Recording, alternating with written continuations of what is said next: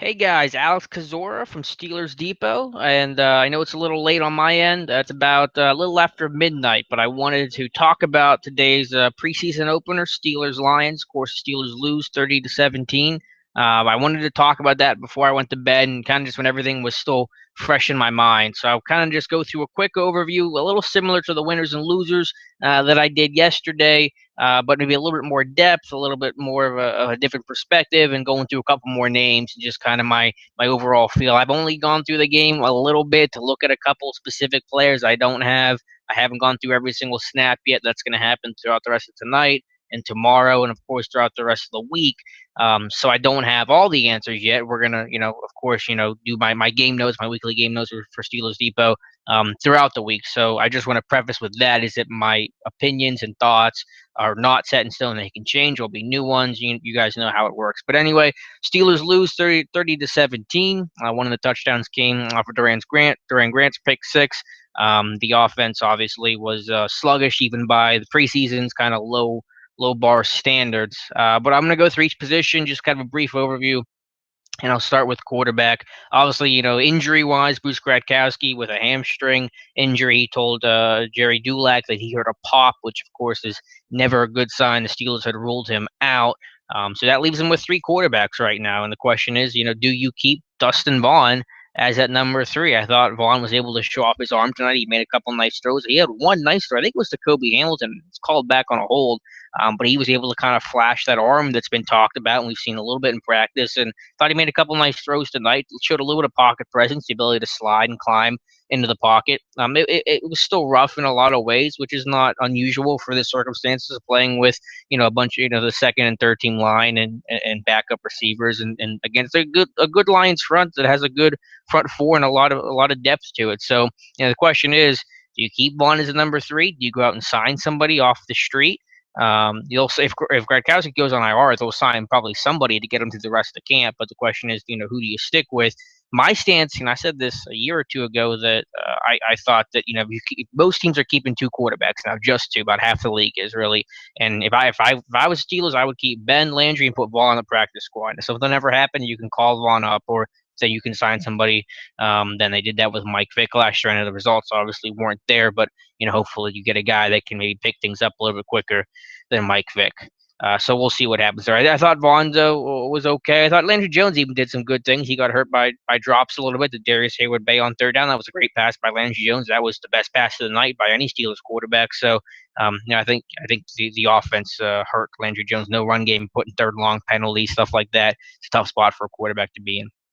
Running back, Dale Richardson showed that burst. We talked about at camp. He kind of has that acceleration and that burst that got him drafted by the St. Louis Rams in the seventh round. You saw that tonight when the run lanes were there. He was hitting it with conviction and a lot of acceleration. So I thought Dale Richardson, got what was blocked and was able to take advantage of that. I don't know if he really created more than what was blocked, but he definitely got what was blocked, and that's a positive sign. And the other note I would put there, Fitzgerald Toussaint, not just as a runner, but punt coverage tonight. I think he had at least two tackles tonight, and you think about punt coverage and who's going to fill some of the gaps left last year, and one of them is that right wing spot. And I think it's either going to go to Toussaint or Sean Davis, and Toussaint had two tackles tonight, so I think he did well on punt coverage because when once Bell comes back, and even if Bell's out for the first month, Toussaint's probably going to play a lot of special teams to increase that value, and punt coverage is one way he can do it. He played some kick coverage last year too, so that's good. Very little from Cameron Stingley and Brandon Brown Dukes. Stingley got in ahead of Brandon Brown Dukes. They each only had a carry each. I think Brown Dukes was targeted once in the pass game, I think, but very little from them. Darrell Richardson very clearly ahead of them pecking order, and that's the way they ran in camp. But the carries were always jumbled up so much it was hard to really identify separation. But Richardson, that speed is unmatched from anyone else at that backup spot. That burst is, and of course the Sunday experience. Tight end, Jesse James, I think did a really nice job as a blocker tonight. Not only in effort, some of those end arounds that they ran, but just in execution. There's one play, I think it was a Richardson run, or maybe Toussaint. James put some linebacker on his butt. I'm gonna have to pull a gif of that, or Dave might see it, or someone will find it. That was maybe his most impressive play of the night. So that's the big thing. For a tight end in Pittsburgh, you got to be able to block. There's no question about that, regardless of move tight ends and new age, whatever.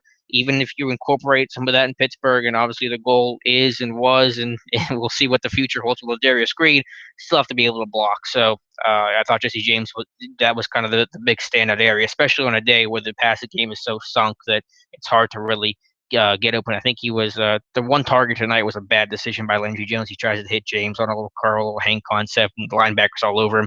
Jones probably should have hit the flat. Quiet elsewhere, Xavier Grimble, very quiet tonight. A little bit of physicality at the line of scrimmage, which was important. I was more interested in him at the line of scrimmage than I really was him as a receiver. He played special teams a little bit, ran down kicks. I think he ran down some punts as well. But quiet night for Xavier Grimble. I'm sure some people were expecting more. But again, on a night like tonight, the passing offense was just so rough. Wide receiver, you guys know Sammy Coates. That was the complete opposite of the Sammy Coates that we saw in training camp. Draw or double catch, 2 fumbles. Just there was no playmaking there. That was disappointing. It's first game though, and you hope a young guy like that has the mentality and the mental toughness to bounce back. And I think he'll have that opportunity, of course. And just kind of what he's able to make with it. So it is one game. We don't want to freak out about one game, but it was one bad game, and there's no getting around that. Elsewhere, again, because the receiving game and the passing offense in general, only about 130 yards of passing offense was so poor. Not a whole lot you can evaluate. So Kobe Hamilton did a couple good things at receiver. Back end guy trying to make a roster or on the practice squad. Demarcus Harris ran as the third team punt returner. I know we don't want to get too caught up in that stuff. He did get one crack at it late, and he had one catch for 5 yards today. But Levi Nord was the next guy in after Demarcus Harris, and that is not a good sign. I don't know if it's a bad sign or a horrible sign, but it's not a good sign for Demarcus Harris. Offensive line, a little bit of shuffling. The Brian Mahalik injury, that's unfortunate for Mahalik. I thought he was having a nice camp. I think he was making a pretty solid transition, going from defensive end to offensive tackle. And Tomlin kind of hinted and said it was probable for an MCL sprain, and that obviously could keep him out, a couple weeks depending on the severity of it. So that's disappointing there. I thought he had real practice squad material. Maybe he can still, get healthy and latch back on. Chris Hubbard came in at right tackle to replace him, which really wasn't a surprise considering they were on the last lines. They weren't going to bring in Ryan Harris or Villanueva or anything like that. He struggled. Hubbard did. It looked pretty ugly, and the versatility is there. He's played that spot. He did it in practice, but definitely not his ideal spot. But if the team can think he can play all 5, that's going to really boost up his value of making this 53 over a guy like BJ Finney. Gerald Hawkins, I was just happy to see him play. I didn't know if he would after that shoulder injury. It kept him out of that last joint practice against the Lions on Wednesday. I don't have a great feel for a pass blocker. I think that there definitely were some rough parts. But as a run blocker, I thought early in the game he was getting a good push on some of his down blocks and just creating some power as a run blocker. So I thought that was positive. And I bet you anything, the conditioning probably got to him a little bit in the second half when the Steelers played more ball control. And just for a rookie, guy supposed to be a senior this year, you could kind of tell he was slowing down a little bit out there. Left tackle spot today was disappointing. Villanueva struggled pretty bad early. He got beat inside for a sack. There was a penalty, which is very rare for Alejandro Villanueva. Only 2 penalties all of last year. He's a very good technician. He got called for hands to the face after getting beat to the inside. I think he was oversetting and having trouble mirroring against some of those inside moves. So that wasn't good. And then Ryan Harris, I don't think he fared a whole lot better. There was one player I know he got bull rushed and he looked really bad and got almost walked into the pocket. So I think Harris didn't have that much more success, even if it wasn't as noticeable as Villanueva's issues. So left tackle spot, 3 games left. Well, they all have pretty good, they have more extensive resumes. I don't know if pretty good is the right word for it, but so you don't want to look at this game in just a vacuum and say, well, this is what it is. Guys are going to get better. Guys are going to have good days and bad days, but not the most ideal start to things. The defensive line, Javon Hargrave. I went through his snaps. That was one guy I was looking at before I hopped on to talk about the game, and he didn't play a lot. Some people had pointed that out, and I kind of thought I saw him out there because he was making plays and he was getting some pressure. But I don't know how often he even played consecutive snaps. Maybe once or twice. His snap count we'll probably have the numbers up from PFF or something or our own charting by the time this gets posted in the morning. But I bet you he played only about 15 snaps, Javon Hargrave did. But they were impressive snaps. The run defense was good. He was getting low. He was leveraging. There's a nice job of being able to uncoil and get power as a pass rusher. He was getting pressure, whether it's on stunts or beating guys one-on-one. And they were tilting the nose a little bit, and it was not in that faux 4-3 look that I've talked about before. It was just their traditional either 3-4 or some nickel work where they were tilting him and turning him to the side like what they used to do with Joe Green, trying to be able to get him aggressive and penetrate and get outfield instead of just playing stationary with his shoulders square. So line him up in that one tech between center and guard, tilt the nose, and allow him to get upfield. So that was an interesting thing that I hadn't seen in camp yet. Maybe it was the ankle, maybe they hadn't showed it. But that was a cool wrinkle from Keith Butler. Ricardo Matthews, another impressive guy. He, of course, really forced the pick six. He beat the left guard, Joe Dahl, who's a rookie. He beat him like a rookie. And I tweeted it out. And guys, I think that the defensive line depth is going to do a 180 from where it was last year. Last year it was a real weakness for this unit. I think this year with Hargrave and Matthews, and hopefully the progression of a guy like LT Walton, who was kind of quiet tonight, still a little disappointing. But I think the depth is going to be a whole lot better, so that has me feeling a lot better. Thought Kashad Lyons' hand use was kind of like what I saw in camp. He would flash, and he's not getting stuck to blocks, and he's got a nice punch and the ability to work off of blocks. So I thought that was good. Daniel McCullers got a lot of snaps tonight in nickel. I thought those snaps would go to Hargrave, but I think they were really trying to test McCullers' conditioning just to see where he was at and see what he could handle. And he was pretty slow out there, hands on hips, that kind of stuff. Again, I don't expect him to get as many nickel snaps in the regular season as he did tonight, but I think it was just a benchmark to kind of see where he was at conditioning, and it got to him pretty clearly. Linebacker, don't have a whole lot there. LJ Fort had a positive game. He tied with the team lead with 5 tackles. Unfortunately, Anthony Chickillo bowed out. I'm going to guess it's not serious. I went through, tried to find the last snap Anthony Chickillo had, and it looked pretty, innocuous. So I'm going to imagine it was something precautionary and nothing huge, but, we'll have to see. We talked about it on Twitter. I wasn't the only one to say it. Vince Williams, a lot of snaps. Not really sure why. Playing him midway through the third quarter. You want to get those snaps to Steven Johnson, do some fact finding on him. You want to get those snaps to Tyler Matakevich. I know that, a rookie like Matakevich, you can't always play for 3 quarters because they don't have they have those rookie legs and they don't have the stamina to go out there for 3 quarters, and you don't want them to be put in positions to fail where you're going to have bad tape where they're tired and their conditioning isn't there. But Matakevich's snaps seemed a little more limited than what I expected. And Vince Williams was playing basically the last guy out there, who we already know about. He played Robert Golden a little bit longer, but Vince Williams was kind of the last guy to come off of the established, roster locks.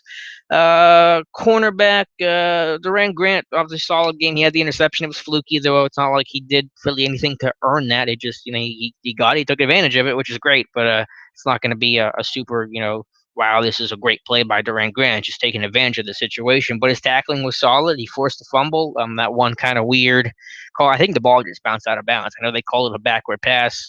I don't know what was going on there, but I think the nose of the ball hit the chalk on the sideline, and that killed the play right there. So I think that's why the Lions retained possession. But solid game from Duran Grant, who needed some good press, so that was good. Elsewhere, not a whole lot else to really talk about at the cornerback spot. I'm going to lump Sean Davis in with the safeties, but Montel Garner, he got snaps. Didn't really see a lot out there. Kevin White, not a whole lot. Shabazz, didn't get a good feel for him. Donald Washington, I'm not sure how much he even played at corner. He was out there on special teams, but at cornerback, I didn't even really see him. I probably could have missed him. There's no doubt about that. But yeah, not a lot else from cornerback. Duran Grant, though, with a nice day. Yeah, Sean Davis, welcome to the NFL. Your first matchup was Anquan Bolden. I talked about it, and I think it was on the Lions' first drive on third down. He's matched up against Bolden, and Bolden gives him an outside stem, and Davis bites hard on it, and Bolden comes back inside, and a lot of separation. Davis misses the tackle, and it's a 30-yard gain. That's the NFL. You can't guess. You got to keep your shoulders square, mirror the release, and understand these guys are trying to make you look silly. And Sean Davis looked silly on that play. A couple more missed tackles. He did end it well, though, with getting off a block on a screen and making a tackle after a 1-yard gain. So, good to see him keep his head up and keep fighting. That's what rookies have to do. You're going to have those bad days. It's going to come either early or later. Doesn't matter. It's going to happen at some point. It's about your response to it, and that's how we're going to judge this whole group from week 1 to week 4. A guy like Dustin Vaughn, I want to see where you're at week 1 and then where you're at week 4, and see how those compares. Do I see progression? You should, and if you don't, then you have a problem. So that's the way you have to evaluate these guys. It's not just one game. It's the totality of it. and how you get better from game to game, and do you learn your lesson, and do you learn from your mistakes. Elsewhere, just punter Jordan Berry, great day. He had 3 punts, and they were all 57 yards or better with placement good and hang time solid. So Will Monday, he had one nice punt at the end of the game, but he had one shank. It was a low liner. So, Jordan Berry's opened up that lead for the punting job. Kick coverage, obviously, allowed a touchdown. I look back and try to get a feel for what happened. I think Ray Vinipal got kind of hooked inside, and Kevin White probably should have played inside a little bit more. He jumped outside, it opened up a lane, and they just returned that kick against the side of Paul Lang and Xavier Grimble and Vinipal and Kevin White, instead of the other side that had like Metakevich and Jordan Dangerfield, and just they returned it on the side you don't want to have to go against if you're Pittsburgh. It was the weak side, and it looked like it. And Chris Boswell made the diving tackle and scared us all very, very much, but he was okay. Overall thoughts though, Keith Butler very aggressive on defense. Usually preseason the old cliche is vanilla. Not Keith Butler. He pulled out pretty much every fire zone that I saw last year. He was super aggressive. So it looked like a regular season game to Keith Butler. That's kind of his approach. And they didn't do a whole lot with fire zones in training camp. They had a couple sessions dedicated to it, but you can see the one touchdown Duran Grant blitzed on, and I'm not really sure what specifically happened there, but someone screwed up because 7 guys came in a fire zone that typically has 5. So clearly some breakdowns there. So you see the kind of general lack of reps in practice. Not obviously hinder the team during the game for what you're being asked to do. But it was very aggressive from Keith Butler. Offense is just so difficult to judge because it was sloppier than what you could even imagine, especially with the passing game. So it's hard to really get a feel and evaluate some of these guys, especially on a first time through watching it live. So hopefully we'll go back through and try to pick up on a couple things. But it's just it's one of those games where you guys are under pressure. You guys can't complete passes. You got penalties. You're in 3rd and long. You got 3rd and 15. You're backed up on your own goal line. Those kind of things. Some bad situational football. And situational football overall was not kind to Pittsburgh today, with some turnovers, terrible 3rd down play offensively and defensively as well. Not being able to finish drives, penalties, all that kind of stuff. The special teams game. The kick return touchdown. You kind of lose it on that alone. So situational football was not kind to the Steelers tonight. But it's game 1. You got Philadelphia next week on the what's the date on that? The 18th. I'm not even sure what the date is exactly for that game. But we'll see. Like I said, see how guys progress from week 1 to week 2. Training camp is Sunday. We'll be out there. They run Sunday, Monday, Tuesday. That'll finish up camp. They do have one practice Wednesday. It's a walkthrough that's closed, so we won't be able to go to there. Don't expect much contact this week. Usually they ramp things down pretty good after the first game because guys are sore. Guys don't need to get hit. They're about to get hit again. So I wouldn't expect a lot in terms of learning about talent and evaluating them. But you're going to see guys that kind of they move in the depth chart. What's the pecking order like?